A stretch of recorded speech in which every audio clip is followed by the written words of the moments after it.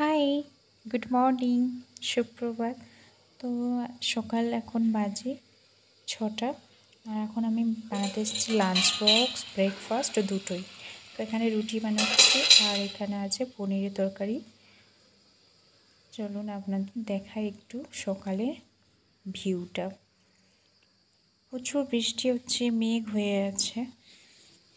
আর এই যে জামা কাপড় ধুয়ে দিয়েছিলাম, শুকনো হয়নি, ওই জন্য বাবু স্টাডি টেবিলে রেখে দিয়েছি। আর এই যে ব্যাগও গুছানো আছে, কারণ ও স্কুলে যাবে, সকালে স্কুল। আর এই যে দেখুন প্রচুর মেঘ হয়ে আছে, আজও মনে হয় রৌদ্র দেখা যাবে না। আর এই যে ব্যালকনিতে এখানে গাছ লাগিয়েছে, এতটা বৃষ্টি হচ্ছে গাছের ওখানে গোড়ায় জল জমে যাচ্ছে। তো বাঁচবে কি জানি। তারপর যাই কিচেনের দিকে, কি হচ্ছে।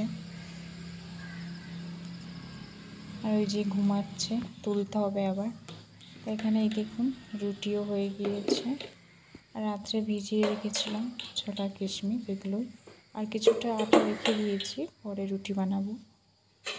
আর যে পনিরের তরকারিটা হয়ে গিয়েছে, একটু গায়ে মাখা মাখা করেছি, কারণ লাঞ্চ বক্সে যাবে, বেশি ঝোল রাখলে তো পড়ে যাবে। তো চলুন ওকে ডেকে ফেলি, নইলে লেট হয়ে যাবে। ঘুমাচ্ছে দেখুন কীভাবে। তারপরে এই যে রেডি টেডি করে স্নান টান করি, আর এই যে খেতে বসিয়েছি। প্রচুর ঠান্ডা লেগেছে, একদম ঢাকা দিয়েই বসে পড়েছে। আর আমি এদিকে লাঞ্চ বক্সটা রেডি করি।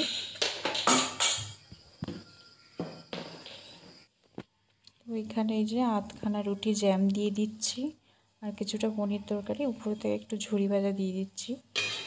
আর এই যে রুটি আর একটু আপেল, এই হলো লাঞ্চ বক্স রেডি হয়ে গিয়েছে। তো এটাকে ব্যাগের মধ্যে ঢুকিয়ে দিই। এক হাতে একটু প্রবলেম হচ্ছে, চেনটা আটকে নিই। এই যে রেডি হয়ে গিয়েছে জলের বোতল আর লাঞ্চ বক্স। এদিকে আমরাও রেডি হয়ে গিয়েছি, ও ইউনিফর্ম পরে নিয়েছে।